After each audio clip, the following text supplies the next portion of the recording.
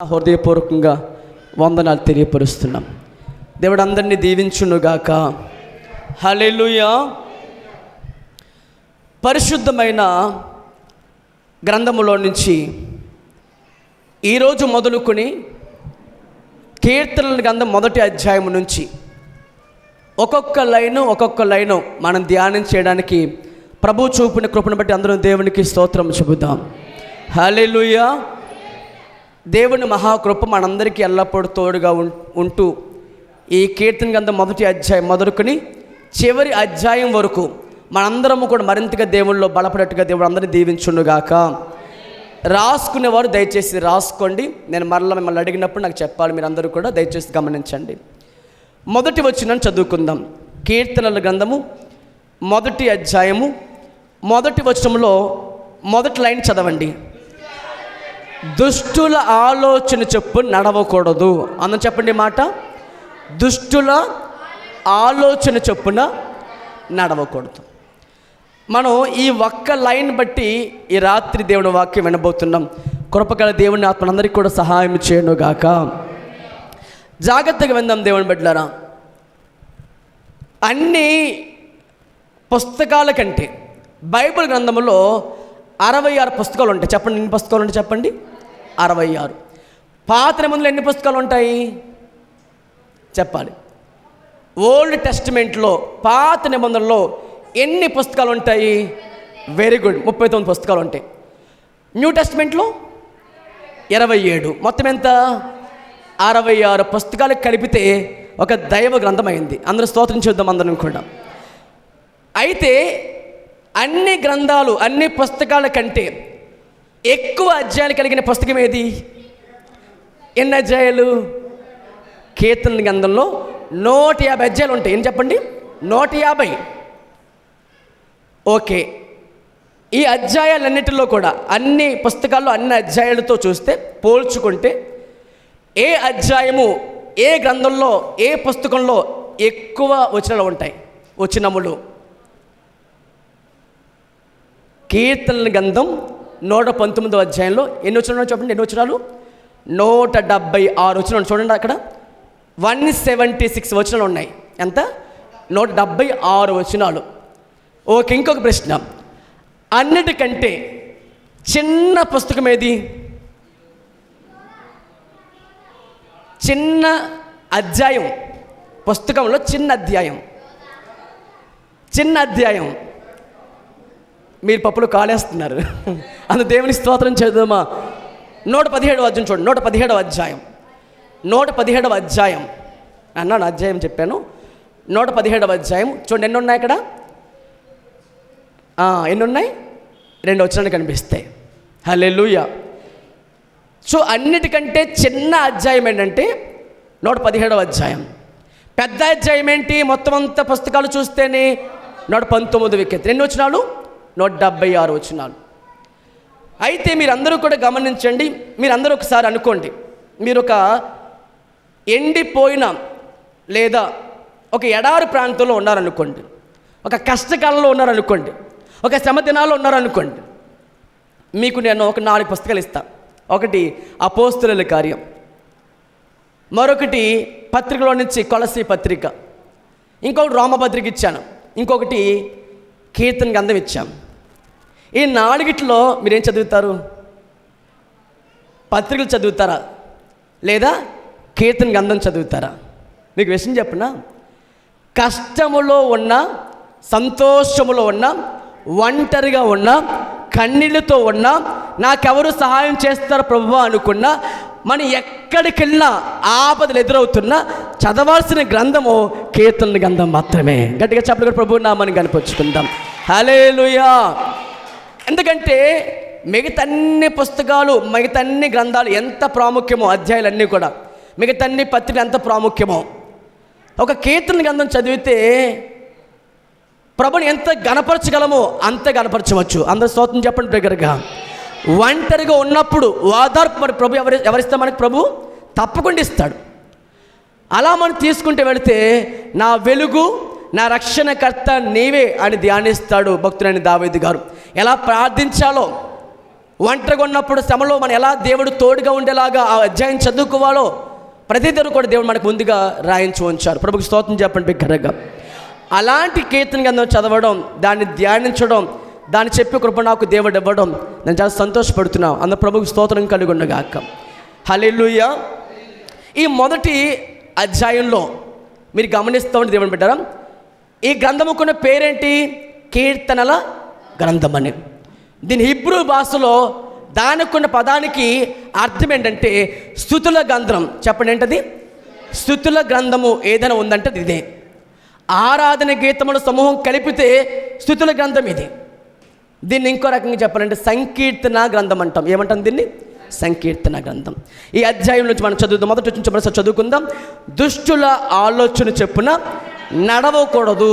చెప్పండి అందరి మాట బిగ్గరగా. దుష్టుల ఆలోచన చెప్పున నడవకూడదు. చూడండి, ఈ లోకంలో ఆలోచన చెప్పేవారు అనేక మంది ఉంటారు. ఏమన్నాను? ఆలోచన చెప్పేవారు, ఒక తలంపు చెప్పేవారు అనేక మంది ఉంటారు. ఆలోచనకర్తలు అనేక మంది ఉండడం కూడా మంచిదే. కానీ ఏ ఆలోచన కరెక్టో అది కూడా చూసుకోవాలి. ఎందుకంటే ఒక మనిషి యొక్క తలంపును బట్టి ఆ మనిషి యొక్క జీవితము ఏర్పడుతుంది. నీవు తీసుకునే ఆలోచన కరెక్ట్ కాకపోతే నీ జీవితంలోకి అది నాశనం తీసుకొస్తుంది. కాబట్టి నీ ఆలోచన, నీ తలంపు నీ జీవితమునకు మాదిరిగా ఉంటుంది. కాబట్టి నీ ఆలోచనలు ఎలా ఉన్నాయో జాగ్రత్త పడాలి. ప్రభుకు స్తోత్రం చెప్పండి బిగ్గరగా. హల్లెలూయా, హల్లెలూయా. కాబట్టి మనందరం కూడా ఆలోచించుకోవాల్సిన విషయం మొట్టమొదటిగా దుష్టులు అంటే ఎవరు? అది పాయింట్ పట్టుకోండి. దుష్టుల గురించి ప్రభు చెప్పిన మాట. మనం చాలాసార్లు దుష్టులు అంటే సాతాను గురించి మాత్రం ఆలోచించుకోండి. వాడు సాతానుగా వాడు ఆలోచన ఖచ్చితంగా ఉంటే చెడ్డ పని చేసేవారు. ఇంకా చెప్పాలంటే బైబిల్ గ్రంథంలో చూడండి ఆ మాట. కీర్తనల గ్రంథము 10వ అధ్యాయము 2వ వచనం చదువుకుందాం. 10వ అధ్యాయం 2వ వచనం. దుష్టుడు గర్వించి దీనుణ్ణి ఒడిగా తరుముతాడు. దుష్టునికున్నటువంటి వాడి ఆలోచన ఏంటంటే గర్వ హృదయం. చెప్పండి అందరి మాట, గర్వ హృదయం. వాడు గర్విస్తాడు. అందుకే యేసు ప్రభు వారు పేతురు పత్రికలోనూ అంటారు, యాకోబు పత్రికలో కూడా రాస్తూ అంటారు. ఏమంటే దేవుడు అహంకారులను ఎదిరించి దీనులకు దేవుడు కృపణిస్తాడంట. ప్రభుకు స్తోత్రం కలుగుండగాక. అంటే గర్వించి వారు ఏం చేస్తారట? తనకంటే తక్కువగా చూస్తూ, హీనంగా చూస్తూ, తనతో ఇతరులతో పోల్చుకుంటూ వాడిని తరుముతాడట, బాధ పెడతాడంట. దుష్టుకున్న ఆలోచన అంటే వాడు గర్విష్ఠుడు. దానికేం చదవండి, 4వ వచనం చదువుదాం. 4వ వచనం. దుష్టులు పొగరెక్కి యెహోవా విచారణ చేయడనుకుందురు, దేవుడు లేడని వారు ఎప్పుడునూ యోచించుకుంటారు. అలాగే 3వ వచనం చదవండి. దుష్టులు తమ మనోభిలాషను బట్టి ఆశయపడతారు. సో దుష్టులకు ఉన్నటువంటి వారి ప్రవర్తన, వారి యాటిట్యూడ్ ఏంటి ఇక్కడ ప్రభు చెప్పారు. మొదటి వారు గర్విష్ఠులు, రెండవది వారి మనోభిలాషను బట్టి అంటే వారి ఇష్టానుసారంగా జీవిస్తారు. నా ఇష్టం, నా మనసు ఎలా చెప్తుంది ఇలా నడుచుకుంటాను అంటారు. మూడవది దేవుడు చూడట్లేదు, దేవుడు ఏమాత్రం పట్టించుకోవట్లేదు, అసలు దేవుడే లేడని విర్రవీగుతారు. వారు దుష్టులు. ప్రభు చెప్తున్నారు అలాంటి వారు పొగరబోతులంట, అలాంటి వారు గర్విష్ఠులంట. వారు దీనులను తరుముతూ ఉంటారు. నాశనమునకు ముందు ఏం నడుస్తుంది ప్రభు చెప్తారంటే గర్వం నడుచును, అహంకారం మనసు పడిపోవడం కారణం. కాబట్టి మీరు అలాంటి వారు వచ్చిన ఆలోచన కరెక్ట్ కాదు, అలాంటి వారి దగ్గర మీరు వెళ్ళొద్దు. ఈరోజు మనందరం కూడా మన ఆలోచనల విధానములు ఎలా ఉన్నాయో జాగ్రత్తగా విందాము. అందరూ దేవుని స్తోత్రం చెప్పండి బిగ్గరగా. హల్లెలూయా. యవనస్తులా చెప్పండి బిగ్గరగా స్తోత్రం చెప్పండి అందరూ కూడా. హల్లెలూయా. చూడండి, దేవుడు చాలాసార్లు బాధపడ్డాడు. దేవుడు కొన్నటువంటి ఒక పేరు ఏంటంటే ఆయన ఆలోచన కర్త. యెషయా గ్రంథము 9వ అధ్యాయము 6వ వచనం చదవండి ఒకసారి. యెషయా గ్రంథం 9వ అధ్యాయము 6వ వచనం చదవండి ఏమని. ఎందుకంటే మన ఆలోచనలు, మనం తీసుకుంటున్న ఆలోచనలు కానీ, మనకు వస్తున్న ప్రేరేపణలు కానీ దేవునికి దూరం చేస్తున్నాయా, దేవుని దగ్గర చేస్తున్నాయా? అది దేవుని స్వరమా, సాతాను స్వరమా? మనం ఆలోచన చేసుకోబోతే మన జీవితమునకు మనము చాలా తప్పుగా మన నాశనమునకు నడిపించేవారుగా ఉంటాం. కాబట్టి జాగ్రత్తగా చదవదాం. యెషయా గ్రంథం 9వ అధ్యాయము 6వ వచనం చదవండి. ఏలయనగా మనకు శిశువు పుట్టెను, మనకు కుమారుడు అనుగ్రహించబడను, ఆయన భుజముల మీద రాజ్యభారం ఉండను. యేసు ప్రభువారి గురించి రాసినటువంటి ప్రవచన వాక్యంలో ఆయన ఎలాంటి వారు చూడండి. అక్కడ ఆశ్చర్యకరుడు, రెండవది ఆలోచనకర్త, బలవంతుడగు దేవుడు, నిత్యుడగు తండ్రి, సమాధానకర్త, సమాధానమునకు అధిపతిని అతనికి పేరు పెట్టబడును. హల్లెలూయా. సో దేవునికున్న విధానం ఏంటంటే, దేవుడికున్న గుణం ఏంటంటే ఆయన ఆశ్చర్యకరుడు, ఆయన ఆలోచనకర్త. చెప్పండి, పక్కన చెప్పండి. ఆయన ఆశ్చర్యకరుడు, మన దేవుడు ఆలోచనకర్త. అందులో దేవుని స్తోత్రం చెప్తాం.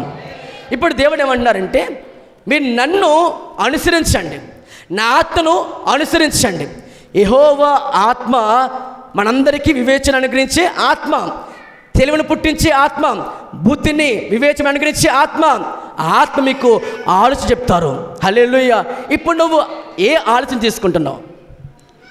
ఏ ఆలోచన నీ జీవితంలో ప్రభావం చూపిస్తుంది? ఏ ఆలోచన కరెక్ట్? ముఖ్యంగా అవనస్తుని మాట అందరూ కూడా ఆలోచన చేసుకోవాలి. చాలామంది వారి జీవితంలో చిన్నప్పటి నుంచి పిల్లలకు వారు ఏం నేర్పుతారో అది కూడా వారి ఆలోచన ప్రకారం నడిపించబడతాయి. కాబట్టి చిన్ననాటి నుంచి మనందరం కూడా ఆలోచించుకోవాలి. దేవుడు ఆలోచనకర్త, మనం ఆయన ఆలోచన ఎల్లప్పుడూ వినాలి. దేవుడు చాలాసార్లు బాధపడిన విషయం ఏంటంటే, నేను వారికి ఆలోచన చెప్తున్నా కానీ ఆ మాట వినట్లేదు వాళ్ళు. ఇర్మియా గ్రంథం 18వ అధ్యాయం, ఇర్మియా గ్రంథము 18వ అధ్యాయము, ఇర్మియా గ్రంథం 18వ అధ్యాయము 12వ వచనం చదువుతాం. 18, 12, 643వ పేజీలో చూడండి, పాత మందులో నుంచి చదవండి అమ్మా. అందుకు వారు, నీ మాట నిష్ప్రయోజనము, మేము మా ఆలోచన చొప్పున నడుచుకుంటాము, మేమందరము మా మూర్ఖ హృదయము చొప్పున ప్రవర్తించుందని అంటారంట. దేవుడు వారికి చెప్తున్న ఆలోచన వారు ఏం చేయట్లేదు, పట్టించుకోవట్లేదు. దేవుని గద్దింపు వారు ఆలకించట్లేదు. దేవుడు ఆలోచనకర్తగా ఉండి, నాయన ఇది కరెక్ట్ కాదమ్మా, ఇది కరెక్ట్ కాదు నాయన అని ఆలోచన చెప్పినప్పటికి కూడా వారు ఏమంటారంట, నీ మాట పనికిరానిది, నీ మాట నిష్ప్రయోజనం, మాకేమాత్రం లాభం లేదు నీ మాటను బట్టి అని వారు ఏమని కనిపిస్తారంట అంటే, మేము మా ఆలోచనలు ఉన్నాయి, మాకు ఆలోచన ఉంది, మాకు చెప్పేవారు ఉన్నారు అని వారి సొంత ఆలోచన చెప్పి నడుచుకుంటారంట. ప్రభు అన్నారు, నీ స్వబుద్ధిని ఆధారం చేసుకోనకుండా దేవుణ్ణి ఆధారం చేసుకుని బ్రతికితే నువ్వు దీర్ఘాయుష్మంతుడు అవుతావు. హల్లెలూయా. నీ జీవితం సరైన మార్గంలో వెళ్తుంది. నీ ఆలోచన విధానం సరిగ్గా లేకపోతే అది మన జీవితమునకు ఏమాత్రం కూడా అది సంతోషించబడే విధంగా ఉండదు. మరొక మాట చదవండి. కీర్తన గ్రంథం 32వ అధ్యాయం, కీర్తనల గ్రంథము 32వ అధ్యాయము 8 చదువుదాం. 32వ కీర్తన 8వ వచనం చదువుదాం. 8వ వచనం, నీకు ఉపదేశము చేసేదను, నీవు నడవాల్సిన మార్గము నీకు బోధించేదను, నీ మీద దృష్టి ఉంచి నీకు ఆలోచన చెప్పేదను. ఆలోచన చేయండి అమ్మా. దేవుడు నీకేం చేస్తారంటే ఆయన ఉపదేశం చేస్తారు. హల్లెలూయా. నీకేం చేస్తాడు ఆయన? మంచి మార్గం తెలియపరుస్తారు. ఇప్పుడు నీవు ఆయన మార్గం గుండా వెళితే, ఆయన ఆలోచన నడుచుకుంటే అది నీకు ఎంతగానో ఒక మంచి మార్గంలో వెళ్ళి నీవు ప్రభువుని కలుసుకుంటావు. ప్రభుకు స్తోత్రం కలుగుండగాక. హల్లెలూయా. ఇక్కడ నుంచి మీరు చాలా జాగ్రత్తగా వినండి. దేవుని ఎంతో భక్తి కలిగినటువంటి భక్తులు సహితము కొన్నిసార్లు వారి సొంత ఆలోచన చెప్పు నడుచుకున్న వారే పాపంలో పడిపోయారు. సాతాను ప్రేరేపణ బట్టి, సాతాను ఇచ్చినటువంటి ఆలోచన చెప్పున వారు నడుచుకుని పాపంలో పడిపోయిన వారు ఉన్నారు. ఈ రాత్రి మనందరం కూడా కొన్ని విషయాలు జాగ్రత్తగా ఆలోచన చేసుకుందాం. మొదటిగా రాజైన దావీదు గారి గురించి మనం చదువుదాం. దావీదు గారు రాసినటువంటి, దావీదు గారి గురించి రాయబడిన మాటలో నుంచి మొదటి దినవృత్తాంతం గ్రంథం చదవద్దాం. మొదటి దినవృత్తాంతం గ్రంథము 21వ అధ్యాయము. దినవృత్తాంతం మొదటి గ్రంథం 21వ అధ్యాయము 351వ పేజీ, పాత నిబంధన పుస్తకం. దినవృత్తాంతం మొదటి గ్రంథము 21వ అధ్యాయము మొదటి నుంచి చదవండి, మైక్లో చదువుదాం. తరువాత సాతాను ఇశ్రాయేలునకు విరోధముగా లేచి ఇశ్రాయేలును లెక్కించుటకు దావీదును ప్రేరేపించగా దావీదు యోవాబునకును జనుల యొక్క అధిపతులకును మీరు వెళ్ళి బెయేర్షెబా మొదలుకొని దాను వరకు నుండు ఇశ్రాయేలును లెక్కించి వారి సంఖ్య నాకు తెలియచుటకై నా ఎదుగు దాన్ని తీసుకుని రండిని ఆజ్ఞించెను. అందుకు యోవాబు, రాజా, నా ఏలినవాడా, యెహోవా తన జనులను ఇప్పుడు ఉన్న వారి కంటే 100 ఎక్కువ మందిని చేయును గాక. వారందరూ నా ఏలిన వారైన నీ దాసులు కారా? నా ఏలిన వారికి విచారం ఎలా? ఈ విచారణ ఎలా? ఇది జరగవలసిన హేతువేంటి? జరిగిన ఎడల ఇశ్రాయేలునకు శిక్ష కలుగును అని మనము చేస్తును. అయినను యోవాబు మాట చెల్లక రాజు మాటయే చెల్లెను గనుక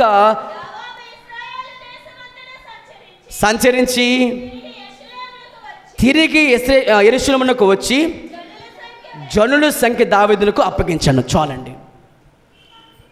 మీరందరూ చాలా జాగ్రత్తగా ఆలోచించండి. రాజైన దావీదు గురించి దేవుడు చెప్పిన మాట, నా హృదయానుసారుడు అండి. గట్టిగా చెప్పకూడదు, ప్రభువు స్తోత్రం చెప్తాం. ఎలాంటి వారు ఆయన? నా హృదయానుసారుడు. అతని ప్రార్థన విధానం చూస్తే రోజుకి ఎన్నిసార్లు ప్రార్థిస్తాడు ఆయన? 3 సార్లు. ఎన్నిసార్లు స్తుతిస్తాడు ఆయన? 7 సార్లు. ఇంత ఆరాధికుడు, ఇంత గొప్ప భక్తుడు చేసిన పొరపాటు ఆలోచన చేసుకుందాం. ఈరోజు మనందరం కూడా దేవుని విషయంలో ఎదుగుతున్న వారమే, కానీ కొన్ని విషయాలు గర్విస్తాం. నెంబర్ 1, జ్ఞానమును బట్టి. ఏ విషయాన్ని గర్విస్తాం మనం? జ్ఞాని తన జ్ఞానమును బట్టి గర్విస్తాడంట. 2, మన బలాన్ని బట్టి. దేన్ని బట్టి? మనకున్న బలము, మనకున్న కులము, మనకున్న ధనము, మనకున్న జనము, వాటి బట్టి మనం ఏం చేస్తాం? మన జీవితంలో గర్వం వస్తుంది. 3వది ఐశ్వర్యము. చెప్పండి దేని విషయంలో? మొదలు చెప్పండి అందరు బిగ్గరగా. మొదటి విషయం చెప్పండి అందరూ. మన జీవితంలో గర్వము చోటు చేసుకునే విషయాలు మొదటిది ఏంటంటే జ్ఞానం వంటి విషయంలో. ఇర్మీయా గ్రంథం చూడండి, ఇక్కడ దావీదు గారు కూడా గర్వించాడు. నిజానికి జనాన్ని లెక్క పెట్టకూడదు, లెక్క పెట్టిన క్రమం ఉండాలి. అతనికి వచ్చిన ఆలోచన ఎవరు పెట్టించాడంటది? సాతాను ఇశ్రాయేలుకు విరోధముగా, వ్యతిరేకంగా ఆ ప్రజలు లెక్కించడానికి దావీదుకి ఏమిచ్చాడు? అతను ప్రేరేపణిచ్చాడు. ఇదే చెప్తున్నాను, దుష్టుడి యొక్క ఆలోచన. ఇప్పుడు దావీదు ఏం చేయాలి? ఈ ఆలోచన కరెక్ట్ కాదని అహీతోపెలు నిమిత్తమై, దేవా ఈ ఆలోచన చెడగొట్టం ప్రార్థన చేసిన విధంగానే ప్రార్థన చేయవలసిన వాడు ఉండగా ఏం చేయాలి? ఇప్పుడు ప్రార్థన చేయలే. ఈ స్వరం ఏంటో అర్థం కాలే, గర్వం వచ్చింది అతని జీవితంలో. ఇంతమంది ప్రజలను ఏలుతున్నానంటే ఆ లెక్కంతా, ఆయుధం మోసేవారి లెక్కంతా ఎంత కూడా లెక్క పెట్టడానికే యోవాబు అనే తన సైనికుడిని రమ్మని, అతడు ఒక సైనికుల అధిపతిగా ఉన్నాడు, అతను రమ్మని పురమాయించాడు. అతను అంటాడు, అయ్యా ఇది కరెక్ట్ కాదు, దేవుడే ఇచ్చిన దాన్ని అంతా దీవించుతూ చూస్తే ఒకప్పుడు ఉన్న దానికంటే ఇప్పుడు ఏమైంది? చాలా విస్తరించింది. దీన్ని బట్టి నీకు ఇది కూడదు, ఇది కరెక్ట్ కాదు. చూసారా, నేను సరిదిద్దే వాళ్ళకు ఉండాలి, నేను సరి చేసే వాళ్ళకు ఉండాలి. ఇప్పుడు ఒక నా ఆలోచన ఏమైందంటే, సాతాను ఆలోచింప చేస్తూ ఉంటే ఒక వ్యక్తి అది కరెక్ట్ కాదు, శిక్ష రాబోతుంది, అది కరెక్ట్గా చెప్తూ ఉన్నాడు అంటే అది ఆపుతున్నాడు. ఈరోజు మనం వాక్ వింటే మన జీవితంలో కూడా నీ ఆలోచన విధానము కూడా ఎవరైనా నువ్వు తప్పు చేస్తుంటే తప్పుకు ఏమాత్రం కూడా అది కరెక్ట్ కాదు, తప్పు అని చెప్పేవారు ఉన్నారా నీ జీవితంలో? సరి చేసేవాళ్ళు, సరిదిద్దే వాళ్ళు నీకు లేకపోతే ప్రమాదంలో పడిపోతాం. అతను ఆపుతున్నాడు, కానీ ఏమయ్యాడట? అతని మాట కంటే దావీదు మాట గెలిచింది. కానీ ఏమని చెప్పనా? గర్వం వచ్చింది. దేవుడు అంటాడు, ఇర్మీయా గ్రంథము 9వ అధ్యాయము, ఇర్మీయా గ్రంథం 9వ అధ్యాయము 23, 24 చదువుదాం.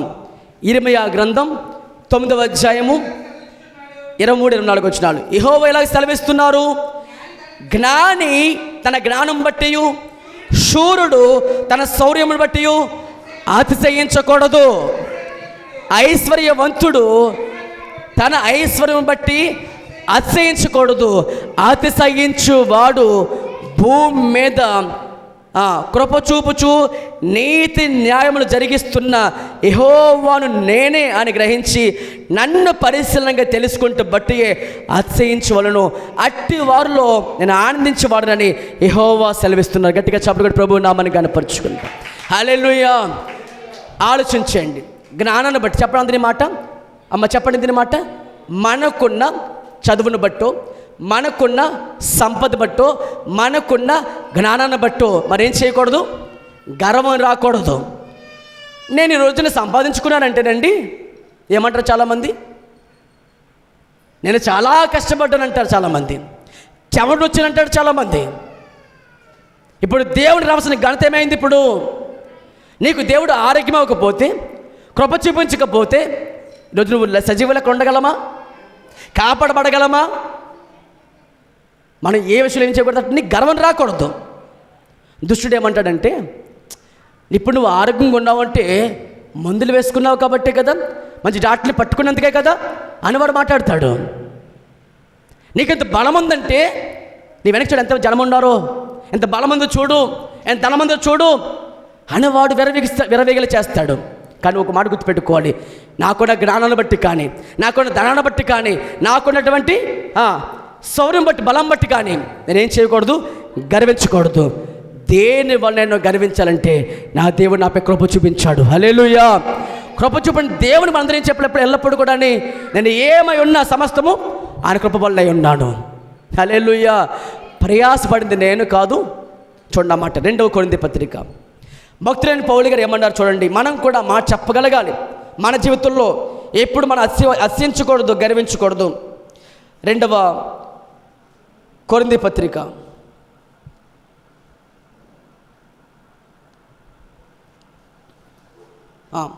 క్షమించండి, 1 కొరింథీ పత్రిక 15వ అధ్యాయం. 1 కొరింథీ పత్రిక 15వ అధ్యాయము 10వ వచనం చదువుదాం. 10వ వచనం. అయినను నేను ఏమై ఉన్నానో అది దేవుని కృప వలనే అయి ఉన్నాను, మరియు నాకు అనుగ్రహించబడిన ఆయన కృప నిష్ఫలము కాలేదు. కానీ వారందరికంటే ఎక్కువ నేను ప్రయాసపడ్డాను. ప్రయాసపడింది నేను కాదు, నాకు తోడుగా ఉన్న దేవుని కృప. అదంటున్నాడు ఆయన. భూమి మీద నీకు కృప చూపుతున్న ఆ దేవుని బట్టి ఏం చేయాలి? ఆశించాలి తప్ప నీకున్న ధనాన్ని బట్టి కానీ, నీకున్న కులాన్ని బట్టి కానీ, నీకున్నటువంటి జ్ఞానం బట్టి కానీ ఏం చేయకూడదు? ఆశించకూడదు. అది నీకు దూరం అగును గాక. హల్లెలూయా. ఇప్పుడు మీరు ఆలోచించండి. దావీదు గారికి వచ్చిన ఆలోచన ఏంటంటే, ఏ విధము చేతనైనా ఈ జనమందరూ ఏమయ్యాలట? లెక్కించబడాలి. లెక్కించిన తర్వాత ఏమైంది? ఆ లెక్కించిన విధానం బట్టి దేవునికి ఏం కలిగిందట? కోపం వచ్చింది. చదవండి అన్నమాట. మన జీవితంలో ఎప్పుడు కూడా ఇలాంటి ఆలోచన రాకూడదు. దినవృత్తాంతం 1వ గ్రంథము 21వ అధ్యాయము 5-6 చదువుదాం. ఇశ్రాయేలులందరిలో కత్తి దూసేవారు 11 లక్షల మందియు, యోధా వారిలో కత్తి దూసేవారు 4,70,000 మందియు సంఖ్యకు వచ్చిరి. రాజు మాట యోవాబునకు అసహ్యంగా ఉండను గనుక అతడు లేచి బెన్యామీను గోత్ర సంబంధులను ఆ సంఖ్యలో చేర్చలేదు. అతడు లేచి బెన్యామీను గోత్ర సంబంధాలు ఎక్కడ చేర్చలేదు. ఈ కార్యము దేవుని దృష్టికి ప్రతికూలంగా ఉందంటే దేవునికి ఇష్టం లేదు. కాబట్టి ఆయన ఇశ్రాయేలును బాధ పెట్టను. దావీదు నేను ఈ కార్యము చేసి అధిక పాపం చేశాను. ఏమన్నాడు చివరికి? అయ్యా నిజమే, నేను చేసిన తప్పే, నేను సాతాను ప్రేరేపణ బట్టి ఈ కార్యం జరిగించాను. అయితే నేను ఏం చేస్తాను, ఇప్పుడు పాపం చేస్తాను. కాబట్టి ఆలోచించండి దేవుని బిడ్డలారా, మన జీవితంలో పాపం అంటే వ్యభిచారము, పాపం అంటే దొంగతనము, పాపం అంటే నరహత్య మాత్రమే కాదు, పాపం అంటే గర్వం కూడానికి అసహ్యం. ఈ విధము చేత ఎప్పుడైతే దావీదు తన జీవితంలో గర్వించాడో, లెక్క పెట్టించాడో, దేవునికి ఇష్టం కాని పని చేస్తాడో, ఆజ్ఞ అతిక్రమించాడో, అప్పుడు అన్నాడు చివరికి, అయ్యా నేను పాపం తెచ్చుకున్నా.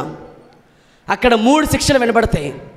ఆ 3 శిక్షల్లో తెగులు గురించి, అయ్యా ఆ 3 దినాలు తెగులే పంపించమని చెప్తే ఇంచుమించు చాలామంది చచ్చిపోయారు. అక్కడ 70,000 మంది పైన చచ్చిపోయారని వాక్యం చెప్తుంది. దేవుని బట్టి ఆలోచన చేసుకుంటే ఏమంటున్నారంటే ఇక్కడ ఈ పాయింట్ ఆలోచించండి.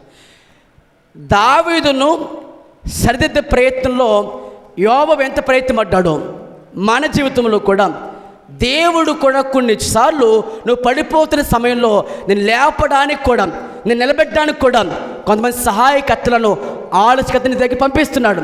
నువ్వు వారి మాట వినగలుగుతున్నావా? ఎంత ప్రార్థన చేస్తుండొచ్చు, ఎంత ప్రభు దగ్గర మనం కన్నీరు కార్చి ఉండొచ్చు.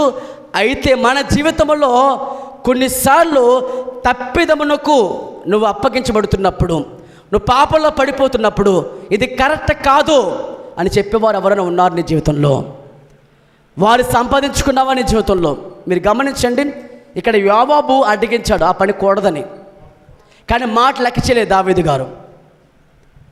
బెత్షెబతో పాపం చేసినప్పుడు దేవుడు ఆపేలేదు. అక్కడితో సర్లే ఆడి పాపను ఆడిపోతారు అనుకోలే. దేవుడు ఏమని పంపించారంట? నాతాను ప్రవర్తన పంపించారు. అతను పాపం చేసిన విధానం చెప్పగానే ఏమైనా వెంటనే కన్నీరు కార్చి ఏడ్చి దుఃఖించాడు. నేనేమంటున్నారంటే, చెప్పిన మాట విన్నప్పుడు దేవుడు దీవించడం మొదలు పెడతాడు. చెప్పిన మాట వినకుండా వ్యతిరేకించడం ఏమవుతాం? మన జీవితంలో శాపంతో కొని తెచ్చుకుంటాం. కాబట్టి వాక్యం చెప్తున్న మాట, నీ దేవుడిని యెహోవా మాట శ్రద్ధగా విని ఆ మాట ప్రకారం జీవిస్తే నువ్వు ధన్యుడవు. అందుకే ప్రభువు అన్నది, దుష్టుల ఆలోచన నడవక, పాపుల మార్గమున నిలవక, అవాజు కూర్చుని చోట కూర్చుండగా, యెహోవా ధర్మశాస్త్రమునందు ఆనందించుచు దేవారాత్రం దాన్ని ధ్యానించేవాడు ధన్యుడు అని. హల్లెలూయా, హల్లెలూయా. మొట్టమొదటి మాట, దావీదు పాపము అనేకులు బాధించింది. ఒక్కరి ఆలోచన, నేనేమన్నా చెప్పండి, ఒక్కరి ఆలోచన మన కుటుంబాల మీద దాడి చేస్తుంది. కాబట్టి మనం ఒక్కసారి తీసుకున్న నిర్ణయం బట్టి ఆలోచించుకోవాలి. ఎందుకంటే నువ్వు తీసుకున్న ఆలోచన దేవునిదా లేదా మనం తీసుకున్నదా? మన సొంత నిర్ణయాలు మన జీవితంలో పాపం తీసుకొస్తాయి. రోజు నువ్వు ఎవరి మాట విన్నావు, నీ సహవాసం ఎవరిదే ఉంది? రెండో వ్యక్తి చూపిస్తూ చూడండి, రెహబాము. చెప్పండి అందరి మాట. రెహబాము ఎవరైనా? దావీదు గారి యొక్క మనవడు. మొట్టమొదటి రాజు పేరు ఎవరు? షౌలు. రెండవ రాజు పేరేంటి? దావీదు. మూడవ రాజు పేరు సొలొమోను. ఈ ముగ్గురు కూడా వారి తరము మొత్తం ఇంచుమించు 120 సంవత్సరాలు పరిపాలించారు. హల్లెలూయా. దావీదుగా పాపం చేసిన కారణంగా మందిరం కట్టబడలేదు ఆయన చేతుల మీదుగా. మరి ఎవరు కట్టించారు? అతని కొడుకైన సొలొమోను కట్టించాడు. రాజ్యం సొలొమోను కాలం నెమ్మదిగా ఉంది, కానీ సొలొమోను కూడా దారి తప్పిపోయాడు. సొలొమోను జీవితంలో కూడా చాలాసార్లు పాపంలో పడిపోయాడు. అతని వృద్ధాప్య దశలో అతని భార్యలు దేవుని దగ్గర నుంచి ఎక్కడ చేశారంట? లోకమునకు, అన్య దేవతలకు ఆరాధించేలా చేశారు. వారు బలిపెట్టి కట్టించిన వాడే, ఆరాధించిన వాడే ఉన్నాడు. తర్వాత మనస్సు మార్చబడింది. అయితే అతని తర్వాత కొడుకుని పుట్టినటువంటి కొడుకు పేరే రెహబాము. చెప్పండి అందరి మాట, రెహబాము. ఈ రెహబాము గురించి గ్రంథంలో రాయబడింది. అతను ఎవరంటే సొలొమోను యొక్క కొడుకని. అయితే ఈ సొలొమోను జీవితంలో తర్వాత పుట్టినటువంటి కొడుకైన రెహబాము జీవితంలో అతను రాజు అయిన తర్వాత పెద్దలందరూ కూడా ఒక చోట కూడి వచ్చారు. ఆయన మీటింగ్ పెడితే ఆ మీటింగ్ అందరూ వచ్చారు. వచ్చి ఆయన మాటలు విన్నారు. ఇప్పుడు నేను రాజ్య పరిపాలన చేస్తున్నాను, మనం ఏం చేస్తే బాగుంటుంది అని అడిగాడు. అందుకు పెద్దలందరూ అన్నారు, అయ్యా మీ నాన్న మా అందరి మీద ఏం పెట్టాడు? బరువైన కాడు పెట్టాడు. అంటే ఎన్ని పనులకైనా మమ్మల్ని వాడుకున్నాడు. మాకు సేవ చేయాల్సింది పోయి మమ్మల్ని సేవ చేయించుకున్నాడు. మేము భరించలేకపోయామయ్యా. దయచేసి దేవుడు నీకు ఇచ్చినటువంటి రాజ్యములో నీవు మాతో మృదువుగా మాట్లాడుతూ మాకు మంచి సేవలు అందిస్తే మేము మీకు సేవ చేస్తామయ్యా. ఆ బాధ తగ్గించి కొంచెం. మీ నాన్న బాగా కాడి పెట్టేశాడు, బరువైనటువంటి పని పెట్టేశాడు, మేము మోయలేకపోయాం. ఆ మాట చెప్పగానే సరే అయితే 3 రోజుల తర్వాత రండి. ఎప్పుడు అన్నాడు ఆయన? 3 రోజుల తర్వాత నా దగ్గరికి రండి అన్న తర్వాత పెద్దలందరూ ఇంటికి వెళ్ళిపోయారు. తర్వాత మళ్ళా ఇంకో మీటింగ్ పెట్టాడు. ఈ మీటింగ్ ఎవరు వచ్చారట? యవ్వనస్తులు వచ్చారు. వాళ్ళు ఎలాంటి వాళ్ళు? దుష్టులు. వాళ్ళు ఎలాంటి వాళ్ళు? ఇప్పుడు ఒకసారి ఆలోచించండి. రాజ్యము పొందక ముందు సొలొమోను ఏమన్నారు? అయ్యా, నీవు దావీదుకి ఇచ్చిన కృప నాకు ఇచ్చావు, ఇప్పుడు నాకు రాజ్యం ఇచ్చావు కదా ప్రభువా, నాకు జ్ఞానం సరిపోదు మీరు పరిపాలించడానికి, జ్ఞానము దయచే ప్రభు అంటే దేవుడు ఇవ్వలేదా? ఇప్పుడు ఏం చేయాలి? ఇప్పుడు కొడుకైన సొలొమోను కూడా, రెహబాము కూడా ఏం చేయాలి? ఇప్పుడు ప్రార్థన చేయాలి, ఆలోచనకర్త దగ్గరికి వెళ్ళి ఆలోచన అడగాలి. కానీ ఏం చేశాడంటే ఆయన ఆలోచన తీసుకోలేం. మరి ఎవరు ఆలోచన తీసుకున్నాడు? అతను యూత్. ఎవరాళ్ళు? స్నేహితులు. వారి స్నేహితుల దగ్గర ఉన్నటువంటి వారి మాటలు తీసుకున్నారు. వారేం చెప్పారంటే, వారందరూ కూర్చుని, అయ్యా రాజా, నీవు పెద్దల మాట వినొద్దు. ఏమన్నారంట? పెద్దవాళ్ళ మాట వినొద్దు. వారు మాట వింటే నువ్వు సేవ చేస్తావా, నువ్వు రాజువా సేవకుడువా అన్నారట. నువ్వేం చేయాలి చెప్పనా? మీ నాన్న నడుము కంటే నా చిటికెల వేలు పెద్దదని చెప్పు. అంటే ఏంటి? ఇంకా కాడి పెడతాం, ఇంకా భారం పెట్టేస్తాం, ఇంకా బాధ పెట్టేస్తాం. మా నాన్న మిమ్మల్ని చుబుకులతో కొట్టాడు, నేను కొరలతో కొట్టేస్తా అన్నట్టుగా మాట్లాడాడు. అంటే ఏంటి? ఇంకా వ్యతిరేకంగా వచ్చేసింది. ఇప్పుడు అందరూ కూడా మళ్ళీ వీరు వెళ్ళిపోయారు. పెద్దవాళ్ళు మళ్ళా 3 రోజుల తర్వాత వచ్చారు. వాళ్ళు పిలిపిస్తే అక్కడ యెరొబోముతో కూడా వస్తాడు.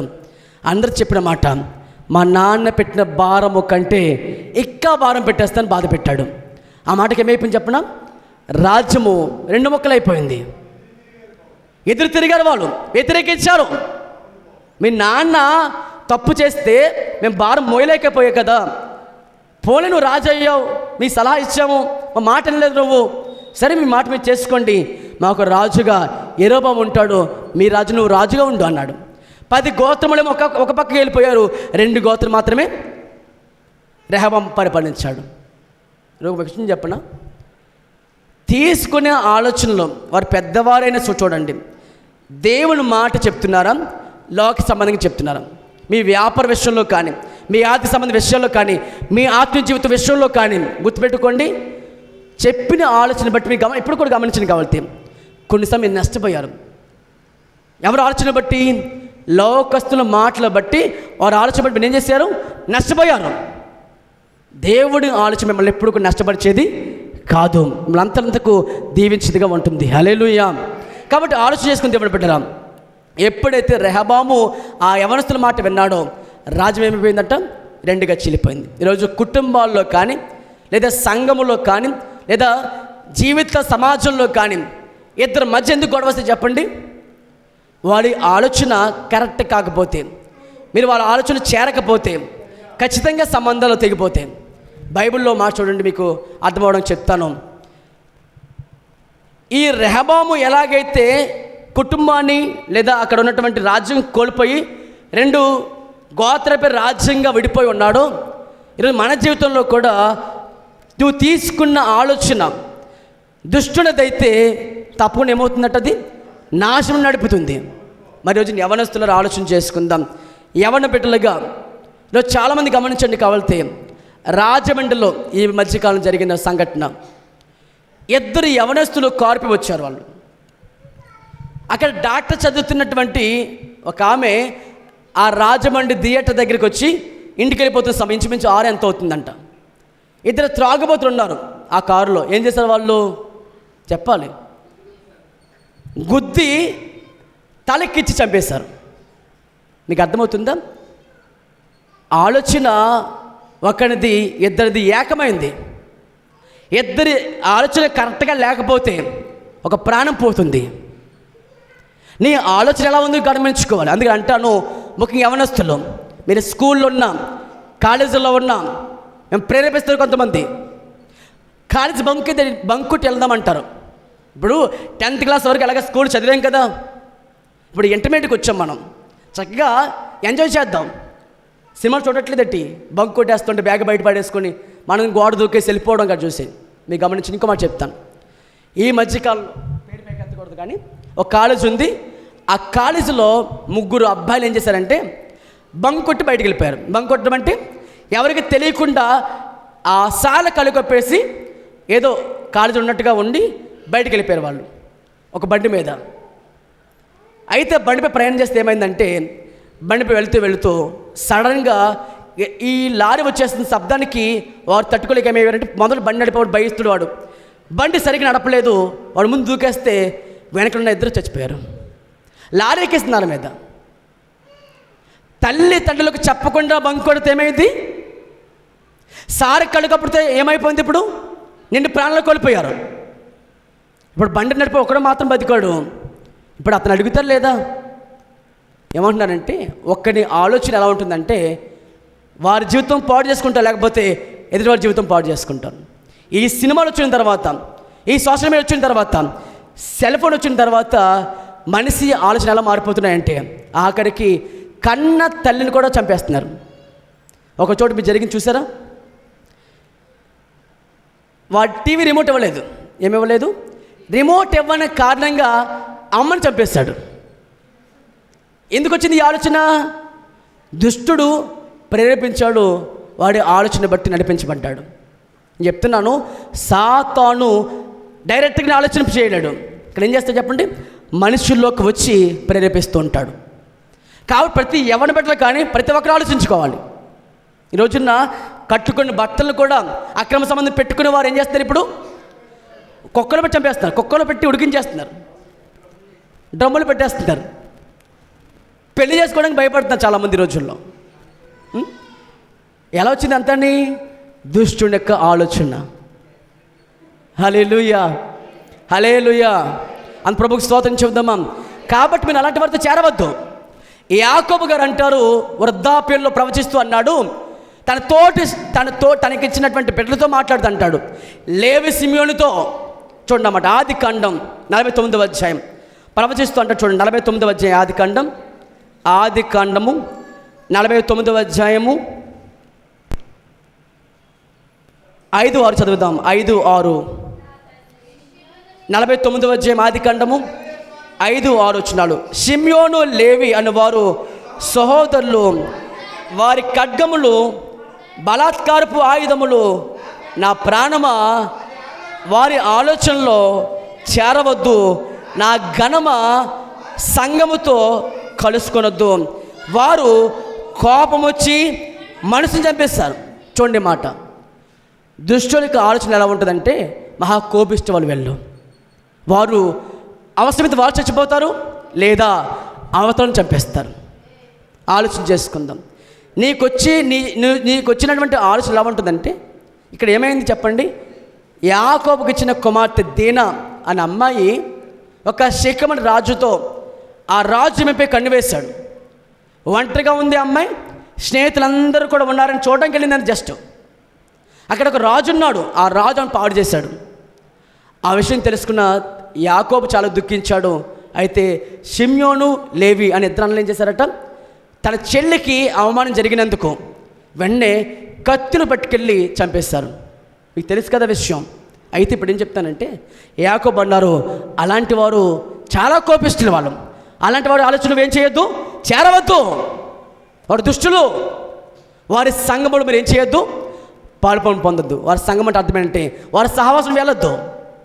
నీ సహవాసము ఎవరితో అయ్యి ఉండకూడదంటే, వేష సాంగత్యము చేయకూడదు, దుష్టుల సహవాసము చేరకూడదు. ఇంకా చెప్పాలంటే, నీ సహవాసము త్రాగుబోతులతో అవ్వకూడదు, నీ సహవాసము తిండిపోతులతో అవ్వకూడదు. నీ సహవాసం ఏమి ఉండాలి చెప్పండి? దేవునితోనూ, కుమారుడైన యేసయ్యతోనూ, పరిశుద్ధాత్మతోనూ, సంఘ బిడ్డలతోనూ పరిశుద్ధులు ఏమవ్వాలి? సహవాసం కలిగి ఉండాలి. అంతేకాని దుష్ట సహవాసం చేయకూడదు. దుష్ట సాంగత్యము మంచి నడవడిక కూడా ఏం చేస్తుందట?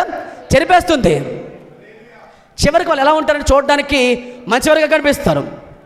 వారి ఆలోచనలు ఎలా ఉంటాయంటే మంచివి కాదు. ఒక బైబిల్లో రాయబడిన మాట, అతల్య అనే ఒక స్త్రీ కనిపిస్తుంది బైబిల్లో. ఆ పుట్టినటువంటి బిడ్డ ఎలా పెంచిందట? దుర్మార్గం ప్రేమించింది. చిన్నప్పటి నుంచి దుర్మార్గం నేర్పిస్తూ వచ్చిందంట. ఎలాంటి మాటలు అంటే, నేను ఎవరైనా అంటే చంపే, కొట్టే, తిట్టే. కొంతమంది ఎలా ఉంటుంటారంటే తల్లిదండ్రులు కూడా వారికి చెప్పాల్సిన విధంగా చెప్పరు. నేను ఎవరైనా అన్నారనుకో, ఏమాత్రం పడద్దు, నువ్వెందుకు పడాలిరా, నువ్వెందుకు పడాలి, చెప్పు, వారిని ఖండించు, వారు ఏమైనా చేసి అన్నట్టుగా మాట్లాడతారు. ప్రభు చెప్తున్నారు, అలాంటి అతల్య కుమారుడు ఏమైనా చెప్పండి, చిన్నప్పటి నుంచి బీజం నాటినటువంటి ఆ మాటలన్నీ కూడా పెద్ద దిగిన తర్వాత దుర్మార్గంగా ప్రవర్తించాడు, చాలా దారుణంగా ప్రవర్తించాడు. అందుకే ప్రభు చెప్పారు, బాలుడు నడవలసిన త్రోవను వానికి నేర్పండి, వాడు పెద్దవాడైనా తొలగిపోడు. మరి మీ పిల్లలకి మీరేం చెప్తున్నారు? చిన్నప్పటి నుంచి వారు, మీకు ఒక విషయం చెప్తానండి, గారాబం నేర్పొద్దు. ఏం నేర్పొద్దు? మీ పిల్లల మీద దేవుడిచ్చిన గొప్ప వరం వాళ్ళు. మళ్ళీ వాళ్ళని ఏం చేయొద్దు, మీరు గారాబం ఎక్కువైపోకూడదు. గారాబం ఉండొచ్చు, కానీ అది ఒక మోతాదులో హద్దు ఉండాలి దానికి. తప్పు చేసినా కానీ చెంగితాటు దాక్కుంటూ పెట్టామనుకో, రేపొద్దున వారు చెడిపోయిన వారే ఉంటారు. వారు మాత్రమే కాకుండా అనేక చెడిపేస్తారు వాళ్ళు. తప్పు చేసి తప్పుని ఖండించగలగాలి. ఇంకా విషయం చెప్తాను, మీ పిల్లలకి ఎప్పుడు కూడా డబ్బు విషయం నేర్పకండి. ఏంటి? డబ్బు డబ్బు డబ్బు అనే మాట ఎప్పుడు చెప్పకండి. ఆయన వాక్యం బోధించండి. ఎందుకంటే డబ్బు అందరూ సంపాదిస్తారు, కానీ గుణం కొంతమంది సంపాదించుకుంటారు. ప్రభు అంటారు, నీ అంతరంగములో సత్యము కోరుతున్నాడు ఆయన. మన పిల్లలలో మంచి నడవడిక కోరుతున్నాడు ఆయన. ఈనాటి పిల్లలు రేపటి పౌరులు అంటారు కదా, దేన్ని బట్టి? మనకున్న ధనాన్ని బట్టి కాదు, మనకున్న గుణాన్ని బట్టి. మీ పిల్లలకు డబ్బు విషయం గురించి ఎక్కువ చర్చించకండి. చెప్పండి, నన్ను ఇంత కష్టపడుతుంది మీ నాన్న, ఇంత కష్టపడుతుంది మీ అమ్మ, ఆ కష్టం వృధా చేసుకోక నాన్న అని చెప్పుకోండి, తప్పేం కాదు. కానీ ఒరే, నీకు డబ్బు కావాలా? అడుగు, నన్ను, నీకేం కావాలి అడుగు, నేను ఇస్తాను. నీ స్కూల్గా, కాలేజీగా ఏం కావాలి? నీకేంటే నీకు వెనకాల బోల్డ్ కోట్లు ఆస్తుంది అన్నావనుకో, ఒక విషయం చెప్పనా, ఆ కోట్ల ఆస్తి వెనకడగా ఉంటాయి ఎప్పుడైనా? డబ్బులు శాశ్వతమా? కొంతమంది అంటారు, నువ్వు చాలా అందంగా ఉంటావు. చెప్పడం తప్పు కాదు పిల్లలకి, కానీ అందం బట్టి గర్విస్తాననుకోండి, అతని దగ్గర ఎక్కువ కూర్చొని తలదు వేసుకుంటూ బాగా హడావుడి చేస్తారనుకోండి, గద్దించండి. మీకు విషయం చెప్పనా, గద్దింపు ఎక్కడ స్టార్ట్ అవ్వాలి చెప్పండి? చిన్నప్పటి నుంచి మీదే ప్రారంభించాలి. ఎవరో వేలెట్టి మీ అమ్మ ఎలాగా, మీ అబ్బాయి ఎలాగా అనకముందు ఏం చేసుకోవాలి? మీరు వారిని అలా నడవకూడదు, మీరు అలా చేయకూడదు అని చెప్పుకోవాలి. చెప్పుకోకపోతే ఏమో చివరికి పాడైపోతారు. ఆ పాడైపోయిన కారణం ఎవరో కాదు, తండ్రిగా మనమే అయిపోతాం. ఆ తల్లి ఆ బిడ్డకి ఏం చెప్పిందట? అలా నేర్పించుకుంటూ వచ్చింది, చివరికి దుర్మార్గం ప్రవర్తించాడు. తల్లిదండ్రులు మన పిల్లలకు మంచి నేర్పకపోతే తప్పక చెడిపోతారు. చెడిపోతే లెక్క దేవుడు ఎవరిని అడుగుతారు? ఇప్పుడు మనల్ని లెక్క అడుగుతాడు. కాబట్టి మనకున్న కులాన్ని బట్టు, మనకున్న జ్ఞానాన్ని బట్టు, మనకున్న ధనాన్ని బట్టు దేని బట్టి అతిశయించకూడదు. అయ్యా, ఈరోజు మనం ఎలా బ్రతికుంటున్నామంటే దానికి కారణం ఎవరంటే మన దేవుడు అని చెప్పాలి. మీ పిల్లలకు మీరు నేర్పించకపోతే సాతాను నేర్పిస్తారు మీ దగ్గర వచ్చి. కాబట్టి ఈరోజు మనం నేర్చుకున్న వాక్యం, దుష్టుల ఆలోచన చొప్పున నడవద్దు. దేవుడు ఇచ్చిన వాక్యం దీవించునుగాక. అందరూ ప్రార్థన చేసుకుందాం, మోకరించుకుందామా? అందరం ప్రార్థన చేసుకుందాం. మన మాటల గురించి, మన దేవుడు ఏమైతే మాట్లాడుతున్నారు ఇప్పటివరకు